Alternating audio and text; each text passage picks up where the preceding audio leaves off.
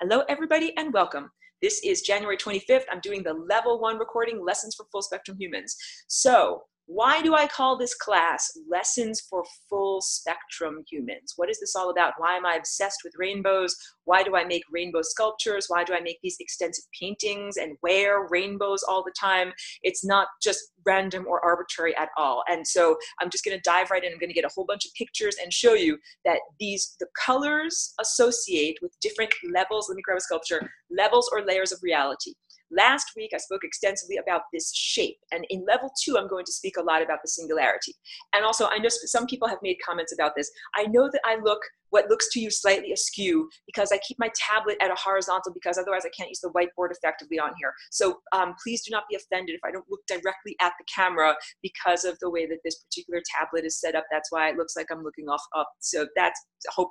Bear with me. Bear with me. All right, life isn't perfect. So last week did a lot of speaking about this shape and about the time vortex, how consciousness circulates around this shape. And now I'm going to go into further details about how this shape fits together. This is math, but it's fun math. And this is the type of math that I say is like music theory, that it helps each one of us to tune our instruments. The body is your instrument.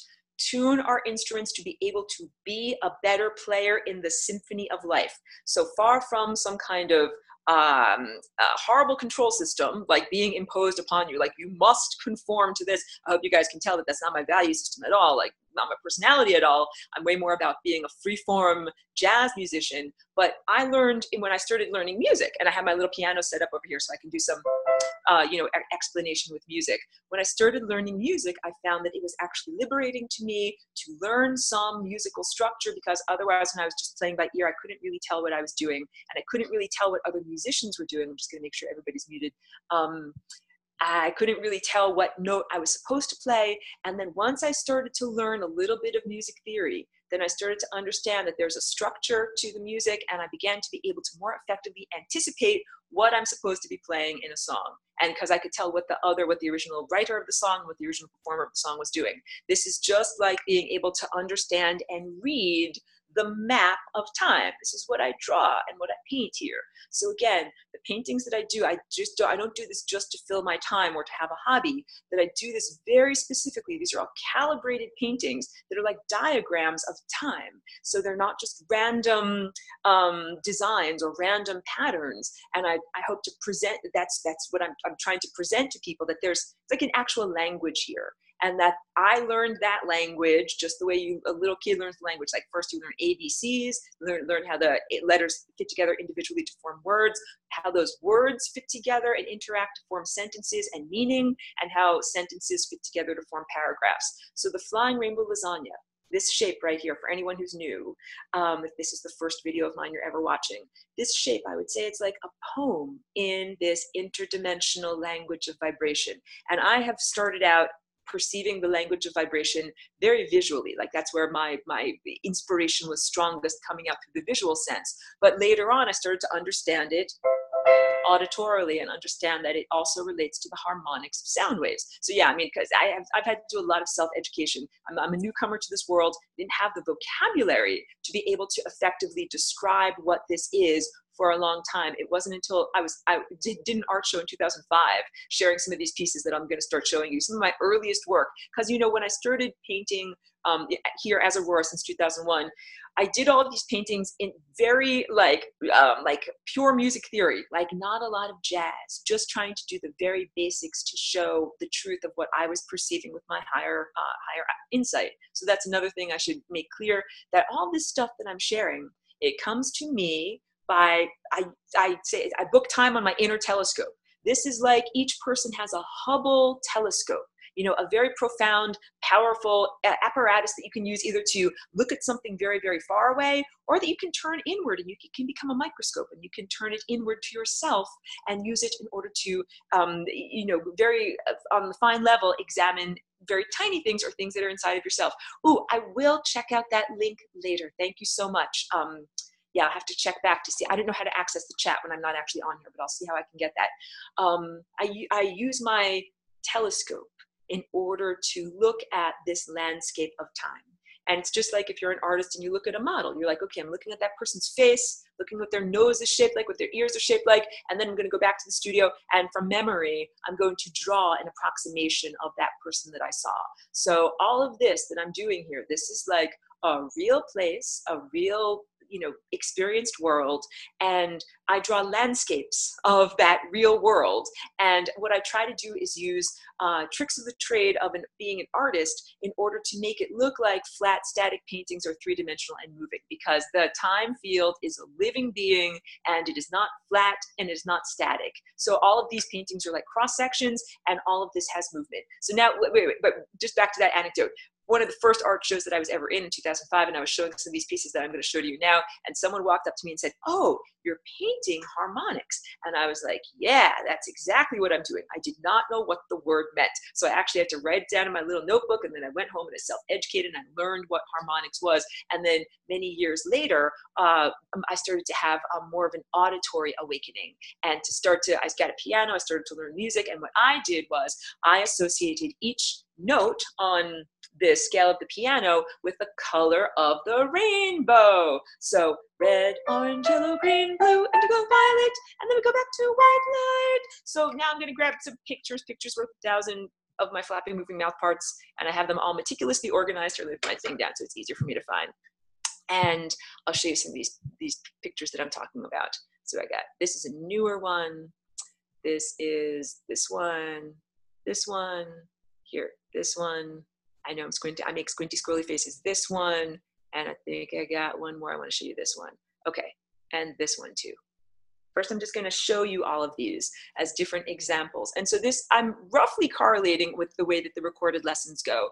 This is roughly lesson 1, lesson 2 of level 1, where I'm talking about the colors and the format of how energy flows. And I call this the interdimensional language of color, line, shape, form, movement, texture, and tone. And tone is like musical tone. So we have, because look, if you're going to try to talk with interdimensional beings or beings that are coming from a vastly different direction and moving at a vastly different rate, they're not going to speak English. And by the time you say hello, by the time they say hello, you're dead. By the time you respond backward, billions of years have passed. It is not an efficient way of actually being able to communicate. It's not English, and the flapping mouth parts are not even an effective way for me to communicate here with other people in this time and place that also have mouths and ears. Like, it's very, very cumbersome. So that's why I've been doing paintings. The paintings are just way more direct.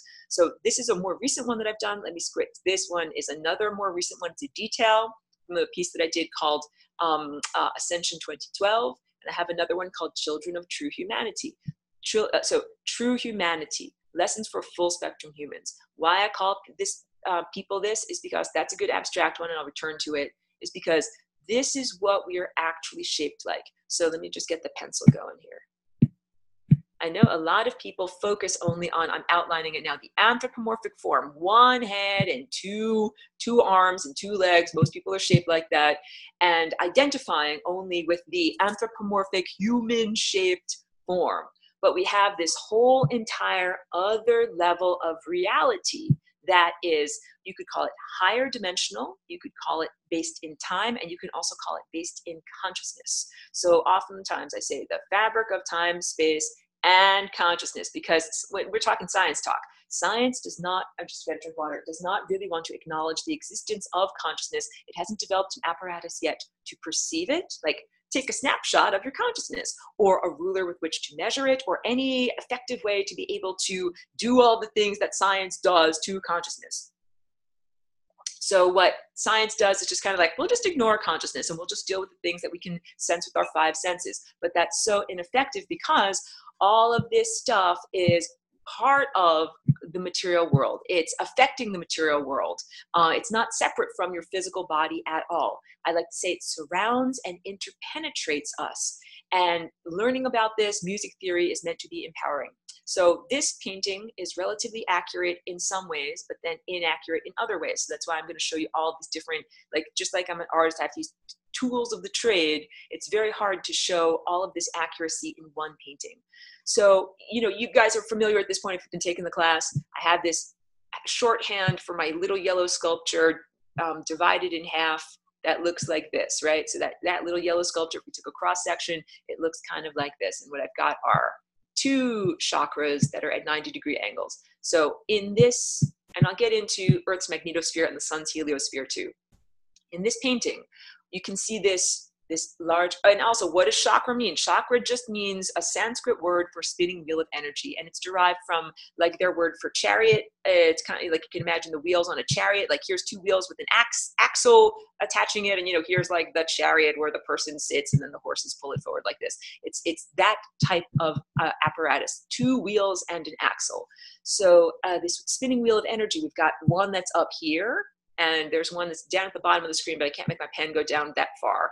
But here, the other one, spins around in a complementary sense like that. And we also have, that's the red chakra. And then we also have the violet chakra, which is right here in this painting. I hope you can see where my line is in black, kind of in the center of it's a center hourglass shape inside of that actual human form. And those guys are oriented, with their whirling vortex, I'd say horizontally.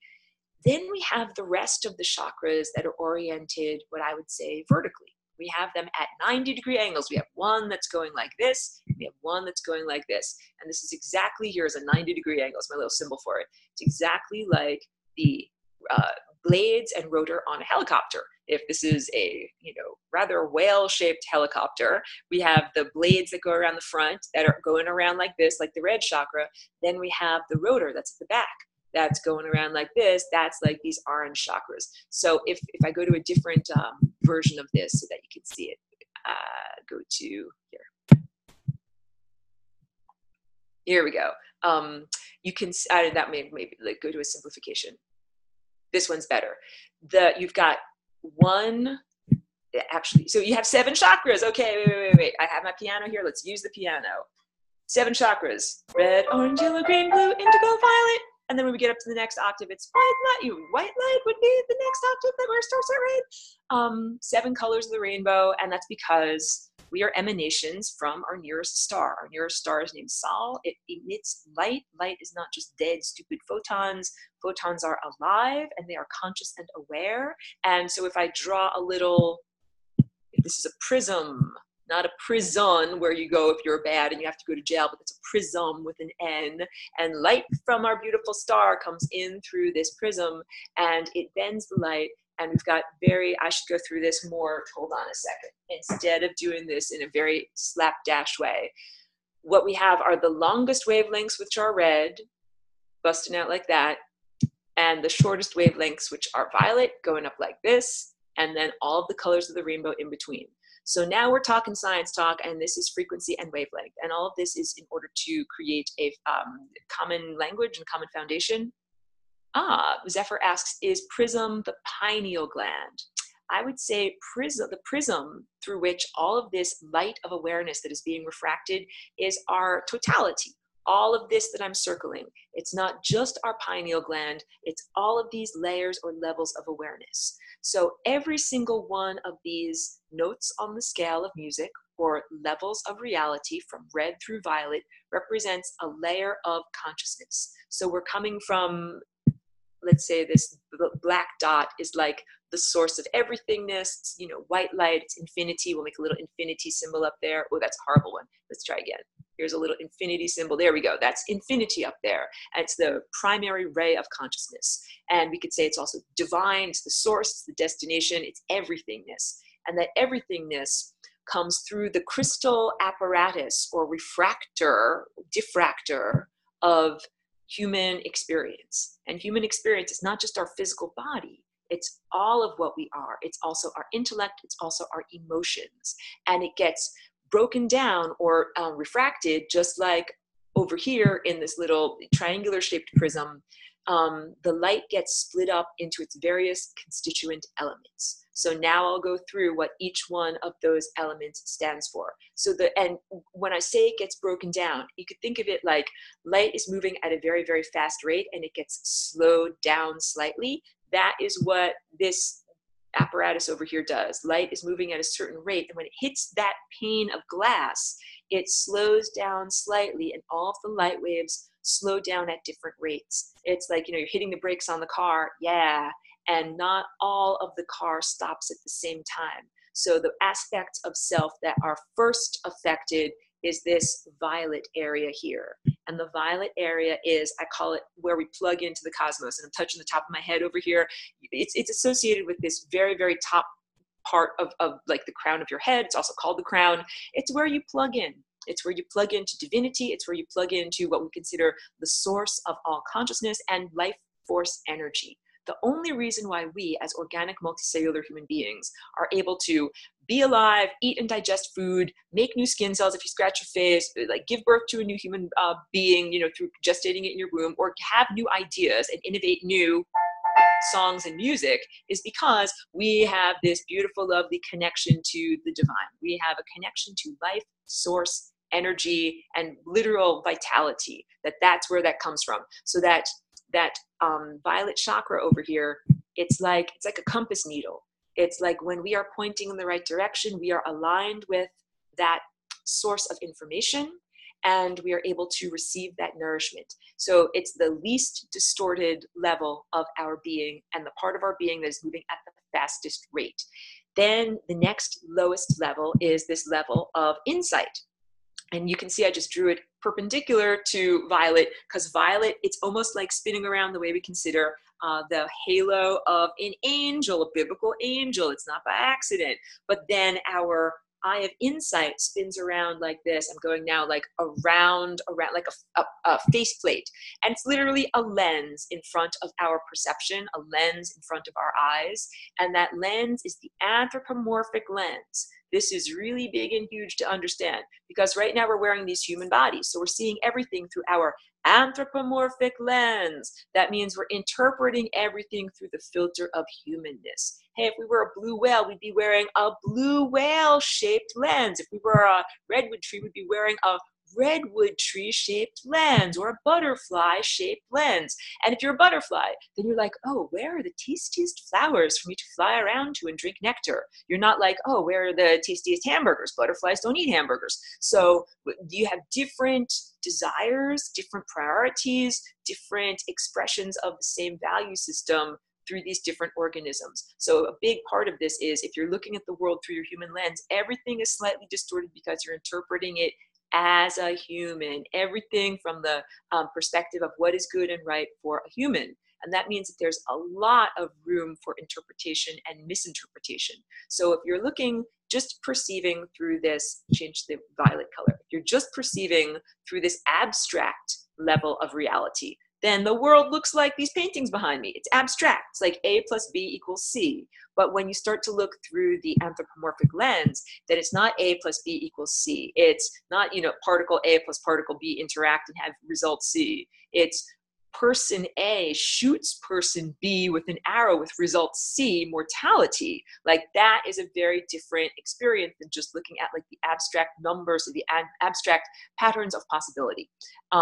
The next level, I don't have another blue color, but the next level down is at the level of the throat, and that is communication, or we could call it truth, or we could say that this area over here is nonverbal. Although it is human-centered, anthropocentric, it is nonverbal. And when we begin to take, it's like a packet of information that does not yet have no wrapping paper around that present. It's just a raw piece of information. In order to clothe it with words, to make it something that I can share with my flapping, moving mouth parts, it has to go through this this level over here, which is, we could call it truth, we could call it communication, and it doesn't just have to do with verbal sonic emissions. It can also be anything that you're doing with your arms, like your arm, look it out, your arms stretch out from that point and your collarbone stretch out from that point. It's gesturing. It could be sign language. It can also be playing music with your hands, or building something, or shaping something with your hands. It's any form of communication. It can be hieroglyphics. The idea is symbolic language is clothing the area of pure insight. So this area over here, also, I'm going to give everyone the caution, has been horribly, horribly mutilated and distorted for the past 10 or 20,000 years on Earth. That is part of the genetic imprisonment. Don't be scared, don't be upset, because flying rainbow lasagna means that we can heal and transform that area of our body. And it's not just us on Earth, it's Earth herself. And that's that whole distorted Roman Jesus program about, like, that area of our body is associated with Christ consciousness. But Christ consciousness is very, very different in the Christian religion. I'm not making fun of anyone that has a Christian faith or anything like that, because I think that there are things that are very beautiful in Christianity, but then there are huge, horrible distortions. So it's like, if this is a lens in front of the face, there's all sorts, it's pebble glass. It's not perfectly smooth, clear glass that you can see through. It's like astigmatism. There's distortions, it's pebbly. You can't see certain things get obscured, certain things get hidden and mixed up and changed. So that's where a lot of those mistakes come from. So this is all impulses coming from the upper, higher levels and moving downward into the physical. We haven't even reached the physical yet. The next level that we get to here with green, this is unconditional love. And so this area of the body that I'm making a big circle in right here, it's meant to be a central processing unit, or like the clearinghouse of your body. Not a transhumanist, you're much more than a physical computer. The CPU is like the place through which all impulses must go. Impulses that are going from from less dense to more dense, and also impulses that are going from greater levels of density to less greater levels of density, because this is all a two-way street. So when people talk about their heart being open, that's like saying, are your eyes open? If your eyes are open, light can enter your eyes. If your eyes are closed or squinted or like only half open, like let's say I only had this half open and then half of this was scribbled closed. That means only half of the impulses can travel on this two-way street from the divine or less dense realms into the denser realms. And of course, we're supposed to be connected the entire time that we're here. We're not, what has happened over 10,000 years is that it's like, oh, you get born into a body, and then over the basically your first year of life, as you begin to install the program of language in the human operating system, you lose that connection.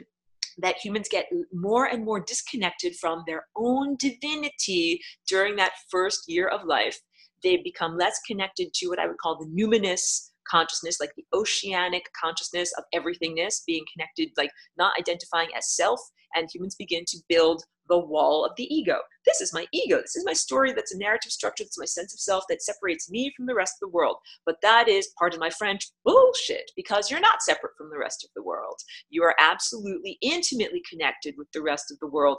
Even if you looked in terms of science, you would say, hey, look, the air that's inside of my lungs is also in my mouth, is also connected to the atmosphere that's in my room, is connected to the atmosphere that's outside of my door. Just in terms of basic airflow and the oxygenation of your blood, you're totally connected to your environment. And then in terms of food source, it's like, oh, where's my water? Like, here, look, I'm connected to the ocean because I drink water and the ocean is made of water, and we have an oceanic atmosphere, like oceans in our atmosphere. Like there, and then when you get to human socialization, your own private economy doesn't happen just like in a vacuum. You get your money from someone else, and then you own your money, and then you spend your money giving it to someone else. You're part of a flow of energy and a flow of consciousness. So the ego is a narrative fiction that is at best a convenience, but at worst a limitation that prevents people from achieving these levels of connection. That is what our true divine birthright is. The next level that this goes through is yellow, which is associated with the solar plexus, like above your belly button, but below your chest. I hope you can see I'm highlighting it right there. And that level of reality is what humans have defined as human and allowed to define themselves as human. That this is called the conscious daily waking intellect. So this area up here, that is your insight, is nonverbal. It's not clothed with words. Like when some people have had psychedelic experiences, or, I've had visionary experiences where I'm in a nonverbal state, and I'm like, how in the world am I possibly going to describe this, that what I'm experiencing with words? It's a great, challenge. But that's a real level of mentality. It's a real level of mentation or consciousness. And that's our true, this is our true mind up there. But when I say the implanted human mind, this level down here at yellow, that is the human operating system that we've been using pretty much since humans lost telepathy. That we're supposed to be telepathic. Oh, and I'll also, switch back to blue. One of the special things about this area of our anatomy is that there's like a tendril. I'm drawing like this curly tube of light that comes forward. That tendril is our attention. It comes from Greek. I'll write it out. Greek atenuos, meaning to reach out. This is like an elephant's trunk, an aspect of our invisible energetic anatomy that reaches out, and whatever it reaches out towards, that's what I'm talking about, your Hubble Space Telescope. You can look at anything. You can look at far distant stars. You can look at things that are far distant in time, either to the past or the future. You can look at people that are far distant, and you can all, Zephyr saying remote viewing.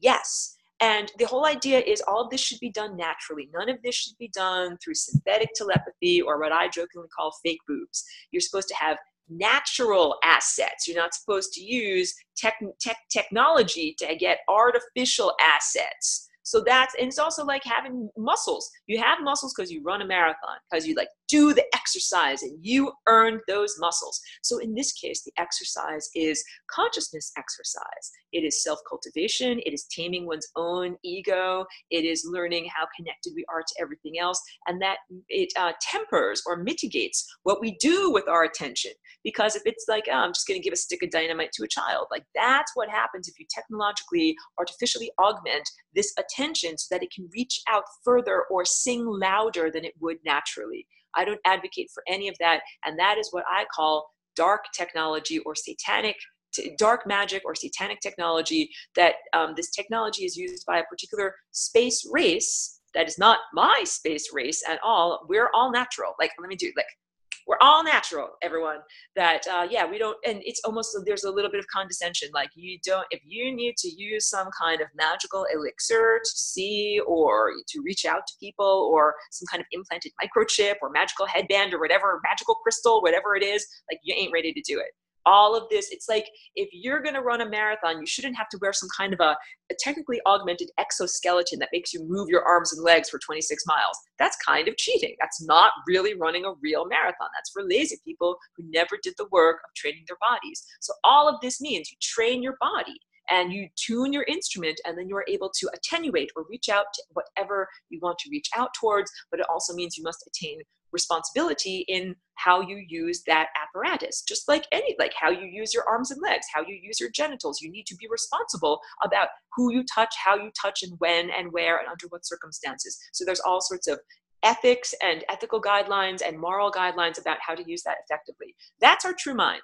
P.S. That's our true mind. If we all were in our true mind, I would not have to flap my moving mouth parts. Basically, you'd look at my paintings and we would telepathically connect, and I would be able to describe all of this without having to use any kind of words. And that's really what our civilization was like before, quote unquote, the fall, the antediluvian, sophisticated worldwide civilization known as Atlantis. But we have lost our telepathy due to genetic degradation. So then, now I'll just rewind to make a little bit of room here. Then the solution was the implantation of this hacked human operating system, OS human. Humans did not create OS human. It was imposed upon humanity by the very same malevolent, satanic technology using beings who removed your capacity to be telepathic. Like, yep, we'll just take that eye out of there, and now we'll give you this totally crappy, distorted, hacked, and vulnerable to other hackers system for you to use to communicate with each other and to think your own thoughts. So when you're thinking verbalized thoughts, you're using a thought system that's not native or natural to humanity, and all of your thoughts are hackable because you're using their operating system of the hackers that want you to use this. And it's what's the word? De rigueur. It's the normal thing to do around here. There's no way for you to be in the human realm without using the human operating system, unless you want to be defined as developmentally disabled or in other ways unable to use your mind or communicate effectively with others. And again, there's nothing wrong with people that don't have that operating system. They might be having genius level virtuoso thoughts, but they simply cannot share them with the rest of humanity because they can't interface. It's like writing a computer program in your own unique computer program language. You're not going to be able to put on a Mac or a Windows or a Linux box. You can't do that. So it gets stuck inside your own box. So the people that we would consider to be profoundly retarded or developmentally disabled, that they have great stuff inside of their minds, but that they cannot literally interface with the rest of humanity. And that, so now it's a little bit hard. I'm moving to a different color. I don't actually have an orange color, and I have to, like, there, I can't effectively, here, that's about as far down as I can draw on the screen. Orange, the orange level below your navel. This is human mammalian emotions. So after this impulse is coming, from these higher dimensional, less dense realms, and goes through all these levels, by the time it gets to the yellow level, that's when we first notice it in terms of conscious waking intellect. You're like, oh, I just had a thought and it spoke in my mind and was verbalized. I'm aware of it now. And the next level is orange, and that's where your thought gives you a feeling, because you have a thought and then it gives you a feeling. So the thought might be, you're walking down the street and you look at someone and the thought might be like, that lady has a huge behind. And then your emotional response to that thought might be, oh, I'm so embarrassed, how inappropriate, like I thought something that I'm not supposed to think, or whatever, like, that's more of an intrusive thought. Or how about, whatever, I'm trying to think of a good example. I am hungry. If you think the thought, I am hungry, I need food in my tummy, and it gives you this emotional sense of whatever you desire. And then the point is that emotions put us into motion. So your emotional response then makes you, I can't get my pen go all the way down there, but it then makes you have an impact on your primary chakra. By primary, I mean it's like the first note of the octave, starting with the C down there. It's like the capacity to exist, basic survival, basic existence. Each one of these layers of reality had small synopsis of what its meaning is. The meaning of the red chakra, it's lowest, not because it's bad, but just because it is the lowest note, the lowest vibration. I know around here a lot of people use low vibration as like a epithet and criticism. It's not necessarily anything bad. When I play a song, there are beautiful songs that use notes that are low in vibration. But when we're talking about this, what we're saying is this initial impulse, rewind, this initial impulse from up here that is literally divine and perfect gets distorted and more out of kilter until it finally gets expressed in the physical world. So the physical world, this is solidified light. Literally, so if this is the sun, and the sun is emitting waves, and here are these beautiful photons coming off of the sun. Now I'm going to make, here is solidified light. It's an actual object. All of those photons are not moving onward through space, that where I'm making these curly cues over here. All of those photons stopped moving across space. They came to Earth or a different planet, and perhaps they were caught by a leaf and turned into physical food. They were made into matter. They were coalesced. They were slowed down in their journey. And there's the complement. Once you have matter, you also then have shadow. And now I'm giving a little art lesson. Look, I just drew a little shadow next to that like little sphere. Shadows make things sit down. Shadows give volume. Shadows make things look three-dimensional instead of flat and two-dimensional. And that shadow exists, this, what I just drew over here, that shadow exists as a place of no light.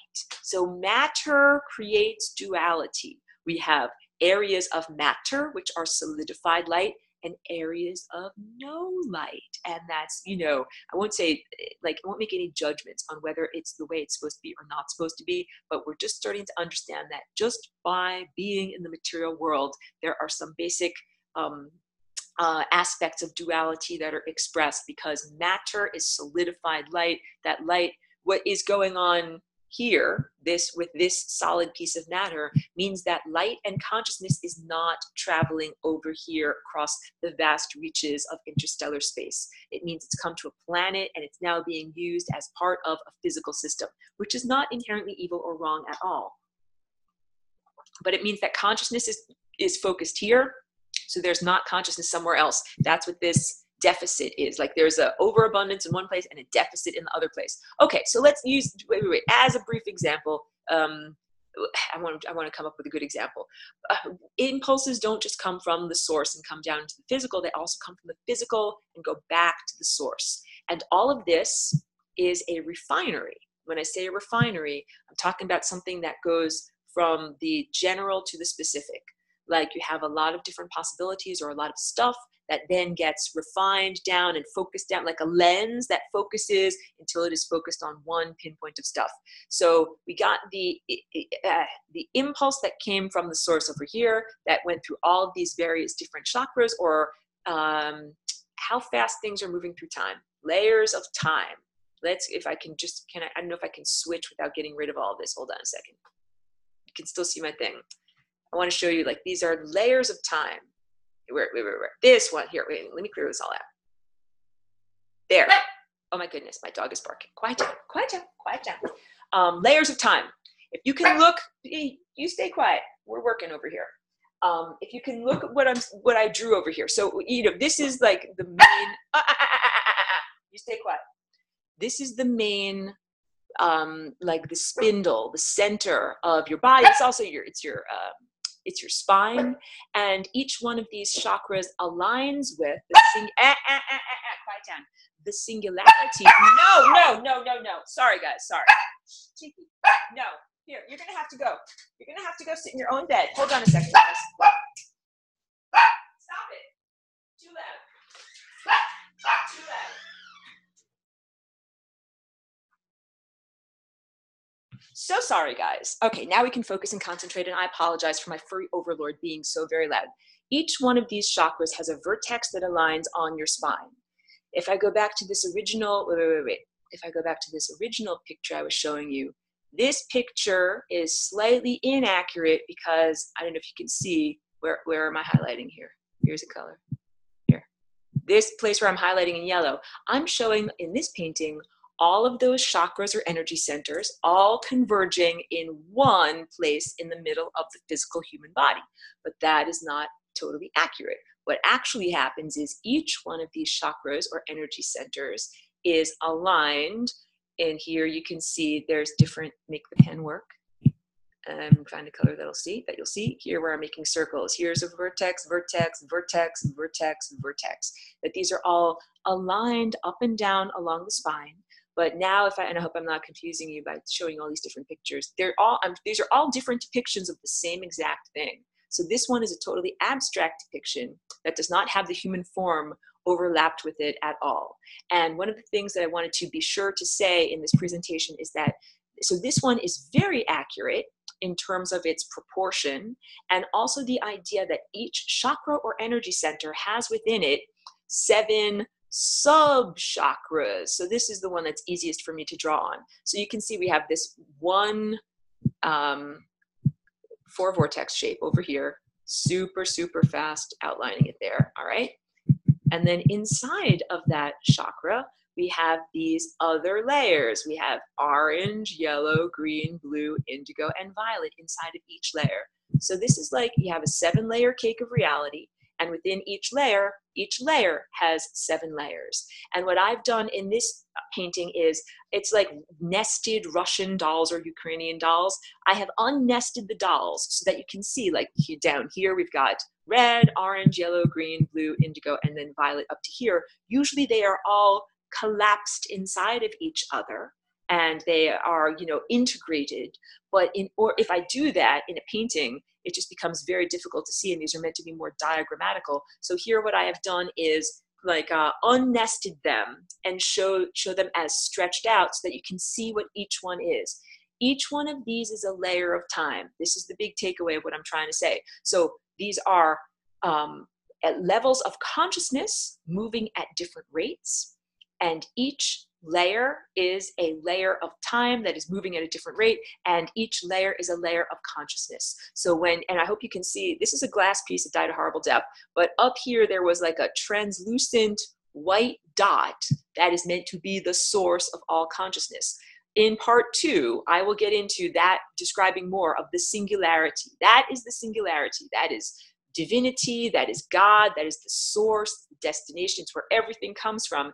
And the truth is, we don't just have one of those inside of us. We have a whole array. Each one of these convergence points is a singularity, but the singularity is single by its nature. We cannot have many of them. We cannot have a multiplicity. So it's part of an intellectual exercise, understanding how can we have all of these different singularities. We'll get into that in level 2. And that's part of understanding flying rainbow lasagna, because that's what happens when you take that singularity that's in you and connect it with the singularity that's in something else. So first, we're just learning the music theory of basics of the human energy structure. We have these basic 7 layers of being. And the 7 layers of being, so we're all familiar with the physical. Hey, I have a physical body, we could touch it. Like, that's easy, that's consensual reality. But beyond that, science has a great deal of difficulty even acknowledging everything that I'm circling in yellow. Science has difficulty acknowledging, moving my light too because the sun just went down, that stuff even exists. So here's another good analogy. Let's say that this is like the surface of water, and that this is underwater, everything that I'm making in yellow squiggles over here, and that what this, this red layer over here, that's the only stuff that sticks up above the surface of water.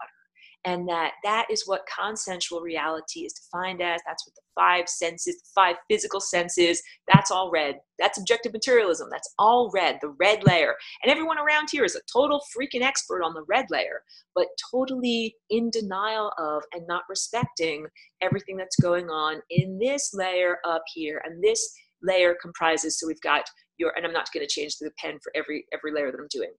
Orange, the physical mammalian emotions. When I say emotions and mammalian, what I'm talking about are not the emotions that are at the level of unconditional love. I'm talking about the emotions that mammals have. So mammals have emotions that are all about procreation and caring for offspring. That is the defining characteristic of mammals, is that, they have live birth and that they also care for their offspring, like they nurse their babies. They don't just have, like, spiders have 10,000 babies and it's just like, kind of like, go free, do your own thing. Like, they're not taking care of each baby the way that a human or a primate or a bunny takes care of each baby. It's a different survival approach. So the one survival approach is like saying, hey, I'm just going to have 10,000 babies, and then a few of them will survive and will be able to procreate. But then a different survival approach is saying, I'm just going to have 1 or 2 babies, and I'm going to lavish them with my attention and with my nutrients from my own body and that I can get for them. And then I'm going to make sure that those babies continue onward in the time field to carry on my DNA message through time. So it's also a collaborative approach, because if you're like, I don't have to care about my babies, I don't have to care about, anything like that.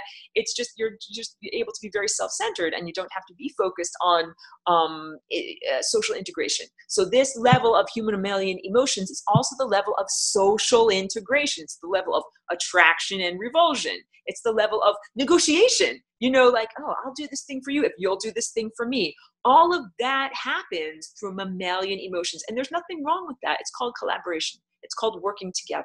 It's the idea that at a certain point, in order to achieve the next level of capacity or the next level of excellence, everybody had to go from being like a one-celled organism that's only out for, I joke with my little tough guy accent, I'm out for number 1, I'm looking out for number 1. Like, that's a one-celled organism. In order to be a multicellular organism with trillions of cells, the cells all have to decide to work together. They can't be like, oh, heart cell, I'm going to take all the energy and you're going to have nothing, because then the heart would die and everything would die. So in order to be able to have an entire complex body like this, we have to be able to collaborate. And same thing with society, mammalian society. Like, think about anything, rabbits build a warren, a sophisticated system of tunnels to, live underground. Humans build cities or communities in order to live together. That there's a reason why humans do that, because you get more by living together with others than you get by just being a lone person, trying to live on your own and trying to do everything on your own. So the level of mammalian emotions, like, I'm not just haplessly critical of it, but it's been horribly, horribly distorted. And I'll go into another picture where I can show you more about what that distortion is like. But just like I was telling you, the level of indigo and Christ consciousness has been very distorted in this world, so too has the level of mammalian emotions been distorted. And that's because, in great sense, of the distortion at the level of yellow, that hacked human operating system. So the human, that's like, for most of human history, what humans have defined themselves as is red, orange, and yellow. Here, red, orange, and yellow. The first 3 notes of that scale. And that's having a physical body. Hey, objective materialist, I can touch it, you can touch it. We all agree there's a physical body there. Human emotions, that's like anger, grief, rage, sadness, sexual attraction or revulsion, and all those negotiations that are involved in romantic partnership, that everyone can agree those things all exist. And then a thin smear of intellect on top of that. And that's how humans have defined themselves, totally ignoring all the rest of these faculties that I call the higher faculties. And that red, orange, yellow, those levels of being also correlate very loosely with, in terms of neurological structure. Here, I'm now drawing your brain stem, and this is the pons. That's the area of your brain that just keeps your heart beating. It just keeps your basic life forces alive. And then on top of that, here's like, this is not orange, but this should be orange. This is the mammalian aspect of brain, that where we have emotions and other forms of interacting with the environment that mitigates that basic, you would call it reptilian mind structure. Reptilian is like kill or be killed. Can it be eaten? Can it be procreated with? That's all that matters. Mammalian emotions mitigate those desires. They're like, wait a minute, maybe I shouldn't just kill and eat that guy. Maybe I should try to be friends with them, because then we can work together to build a society. And then on top of that, there is the bumpy, convoluted cerebral cortex. That's, that's the outer portion of the brain where humans understand that what humans define as human thought exists. So that's not all the thought that exists in your body, but when humans created magnetic imaging systems to look at brains, that is what they define as the human level. And there's so much more to our system of perception than just those mere things. Yeah, Heather's saying hearing others. There's this whole area of the higher faculties. So unconditional love, this level here, I will change to green for this. This level over here that was defined for a long time as the pinnacle of human achievement. Because if all that you are is red, orange, and yellow, getting up to green, that's like graduating. And it was looked at like only for saints and masters, only for special people, only for mystics and yogis, and if you meditated on a mountaintop for your whole entire life. But I'm telling everyone that that green level is our birthright. And that's what babies come in vibrating and singing that beautiful song at the green level. And that green level is unconditional love. And when you're aligned with that level, what you're doing is you're not grasping at the future, and you're not holding on to the past, and you're moving it through time at one moment per moment. And so before babies get that hacked human operating system implanted, and before they get the virus known as language that they can communicate with and understand others, they're much more embedded in that totality state of being connected to all other consciousnesses and being connected to all time. Not, babies don't think like, is it my nap time yet? Like, is it my bottle time yet? Like, they're not living life like that. It takes a lot of mental structuring at this yellow level for babies to begin to act like that. So that unconditional love tone, la la la la la tone that we're making. So also I've been playing my piano over here. That's all tuned to 440 hertz. But now let me play a tone with my little instrument that's over on the side. This is my xylophone that's tuned to 432 hertz. That's an A at 432. And that's supposed to be our, according to this rainbow system of, teaching that I'm doing, that would be analogous to unconditional love. That would be analogous to the tone that we make when we are moving through time, what we call meditation. When you meditate, you're making that tone, and you're not verbalizing in your mind. You're not making any noise with your hacked human operating system. You're just making that beautiful tone of moving through time. And what we're trying to do is return to that as the basis, that this becomes the foundation and the basis for then everything else that gets stacked up on top of there, which is the capacity to communicate. Pure insight. Pure insight is what people experience when they're having like a hallucinogenic experience or a visionary experience, when you're beyond words. There are a lot of experiences that we have that are beyond words, and then when you try to put them into words, they get squashed on down and diminished. And then this final connection to the divine up there. So wait. All right, rewind. And let me go back to another picture that I wanted to show you. So this is a very accurate picture that shows how each one of the vortices is nested together. And you can see how they kind of almost make, like where these, finding a color here I can talk with, where these little edges come together, that creates this shape that I'll hold it super close to the camera, that creates that shape. So this is a three-dimensional, this is a two-dimensional depiction of this. So if this shape were totally accurate, and I want to make a sculpture that's perfect, I made this out of a 3D pen, like extruder, and it's very fragile, and it's very difficult to work with. So it's very hard to make one that's accurate with all 7 layers, but this would have 7 layers within it. Ooh, I should now talk about Earth's magnetosphere and the sun's heliosphere, because this basic shape is mirrored wait, okay, I think I got everything. Go back to the whiteboard. This basic shape is mirrored in our planetary structure. So if this is planet Earth over here, planet Earth has this lovely big giant magnetosphere, a magnetic envelope that surrounds and interpenetrates the physical planet. And it's big and giant, like it's even bigger than that. And it, of course, has, kind of making a rough little vortex at the top. And my pen is not working right. Let's see if I can make it work right. Nope, still not working right. Let's see. Good. Thank you, technology, for working. Good. So making like these little rough vortex shape, and that is what creates the aurora borealis here. That is what creates these areas that look like little halos at the surface, you know, directly above the surface, the top and bottom. It's a magnetic field. So when I'm showing you these pictures of the different layers of reality that define humanity and that telling you that it's made of time, it's essentially an electromagnetic phenomenon, and light is an electromagnetic phenomenon. So science is able to perceive and validate the existence of Earth's magnetosphere, this giant envelope that sticks out like that. So now let's go, wait, now let's clear everything up, and now let's show you the sun's heliosphere. So this is, and it's very hard to work with this thing, bear with me. This is the sun, and the sun has a big, fat, giant protective magnetic envelope that extends out so far that it extends out past Pluto and past what we would call the confines of the solar system. Like that's the sun at the center, and you know, here's the various different orbits of the various different planets that go around the sun.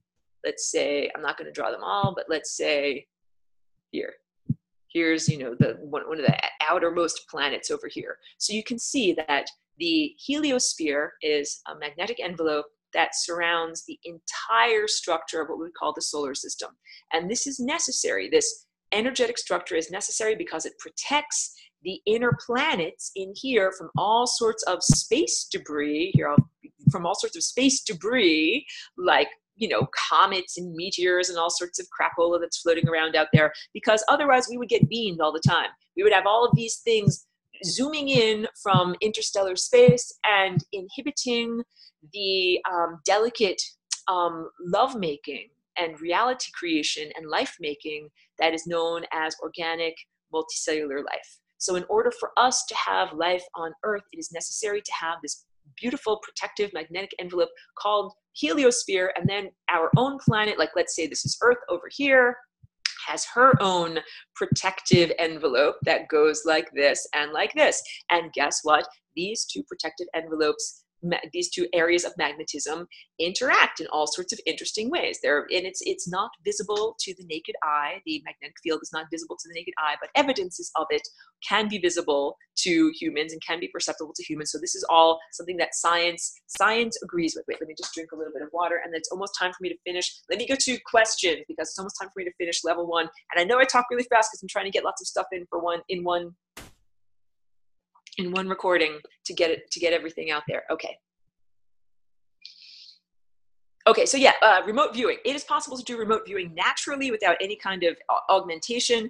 And if you do that, that's just like driving your car. You better have a map, know where you're going, not drive to a bad neighborhood, have plenty of gas to get back, lock your car when you get there, wear your seatbelt, like do all sorts of important stuff to protect yourself if you're gonna do remote viewing. Don't just be like, oh, I'm just gonna pop on over to the worst neighborhood with no, not protect myself at all and, present myself to all sorts of miscreants who can do whatever they want to do. Like, you gotta be super safe about the way you do things. Ray is asking, it's a private question, but Ray is asking, were singing bowls intended to correspond to the chakras? Hey, what an awesome question. I don't have the singing bowl anymore, but my friend lent them to me, and I had this wonderful program that was an oscilloscope on my iPad, and when I did the singing bowl, it made these wonderful structures that looked exactly like the toroidal structures that I paint. So the answer is yes. You get some singing bowls are kind of like cheap knockoffs that don't really do this, and I could see that on my oscilloscope also. If you have one of these really well-tuned, well-made singing bowls, each note, like you're playing one particular note, let me just make sure that everything is muted. Hold on a second. I was talking about the upholstery that was good.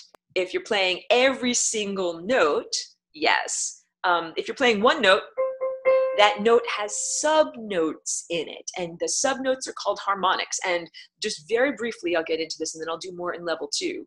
Harmonics are made when you have overlapping sound waves. Let's say this is one bunch of sound waves, and then we have light blue, and light blue is harmonically nested within dark blue. And you can see that light blue is exactly half. Like I can fit 1, 2 light blue inside of 1 dark blue.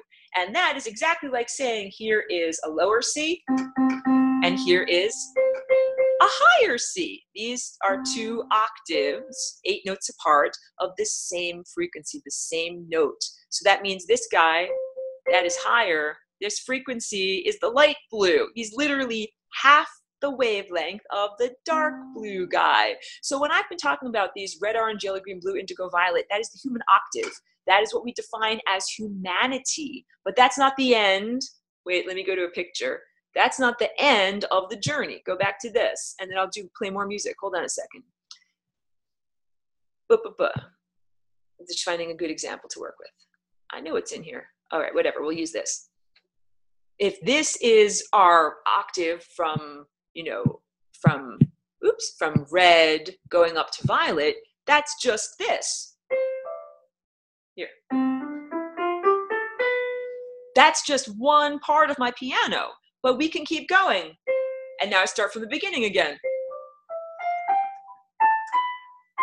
So there's a whole octave that goes up above what we would define as human. Human is just a slice of music. Human is just a slice of perception that is in this physical reality that we are defined, like this sector of reality is what we define as human. But we are part of a much larger musical symphony where there is consciousness going into lower vibration zone and going into higher vibration zone, all right? So I have this instrument over here that is like this xylophone that's tuned up, and it's tuned to 432 hertz. And I'm going to just play it a little bit. I hope it won't overwhelm the microphone. When you overtones, and I'll sing too, overtones sound like wah, wah, wah. All right. So when I play this instrument, you'll hear the initial tones like bing, bing, bing, but then you'll hear wah, wah, wah, wah, wah. And that's because of overlapping sound waves. So on my instrument over here, I've got 8 bars that make a tone, but over here on my piano, I've got white notes and black notes. And on my xylophone, for saying semitones, exactly right. Like this vibrating tube and this vibrating tube are vibrating together, those are like white keys.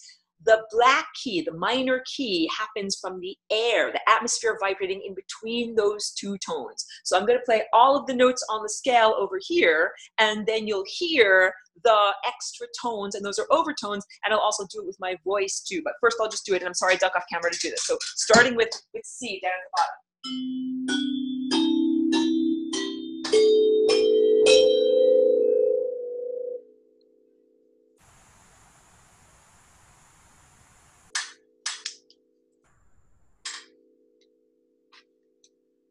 So what you were hearing, you heard red, orange, yellow, green, blue, indigo, violet, white light, and then you heard wah, wah, wah, and the wah, wah, wah is overtones, and that happens from additive mixing. So now we're getting into color theory too, because with color theory, there's a difference in terms of making color based on if I am mixing physical paint or if I'm mixing light waves. If I'm mixing light waves, that's like working with pure laser light. And then what we are doing is additive color mixing, where the light waves add up together. Here's a whiteboard here.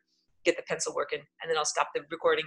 Light waves add up together. Like we've got this white light, that light wave rather adds up with this light wave, and it ends up creating this color light wave. Like all sorts of interesting things happen in additive color mixing, and it has to do with the way that wavelengths overlap, just like the experience of harmonic. So you can do harmonic overtones also with your voice. I said I would do a little bit of that. I'll see if I can do it.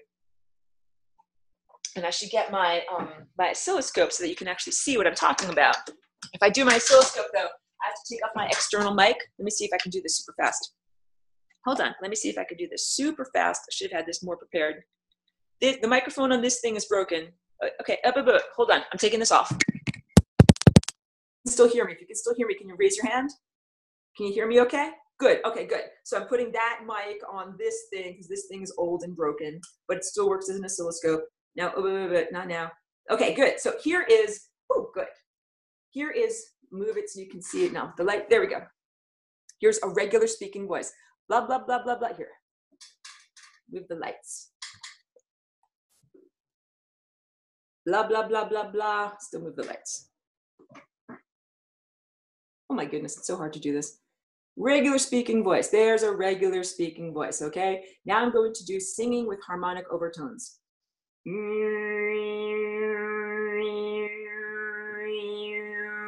And every place where you see a curly Q, that's an overtone, because this oscilloscope, instead of having the waves go laterally across the screen, the waves are going around in a circle away from us, like we're looking down a tunnel, like kind of like DNA. So when you see, you can see it even just in my speaking voice, like a regular tone would be like, ooh, just a plain circle, right? But if I add together plain circles and I get that, oh yeah, this is called vocal shapes. I don't know if they still make it anymore, but it was free when I got it, so check it out, vocal shapes. It was like several years ago. Now I'll do that overtone singing again, and you'll see these overlapping circles and how they make curly cues where they fit together. That's overtones.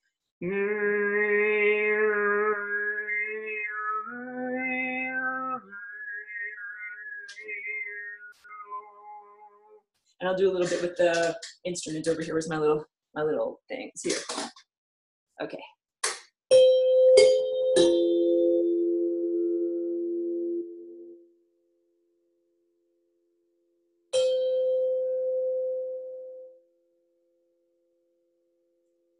I don't mean to ruin it by speaking with my voice, but I think you can see how some of those complex harmonic auditory shapes look exactly like the complex visualizations that I paint over here. This is the interdimensional language of color, line, shape, form, movement, texture, and tone. This is what we do. So you're always singing with your DNA. You're always singing with your physical body and your mentality and your emotions. And this is the whole point. Learning music theory, we're going to tune the physical body, the instrument, and learn to play better music, which equates to emitting better thoughts, emotions, and having a different and better social structure. So wait, I want to make sure that I got to all the questions over here. And then, yes, wonderful. Okay. And yeah, it was called, app was called Vocal Shapes, but I literally got it like 4 or 5 years ago. So I don't know if it's still available, but it was free when I got it. Let me stop level 1 and then move on to level 2, and I'll continue in the same vein that I've been doing. And thank you very much for everyone who's been watching and following along.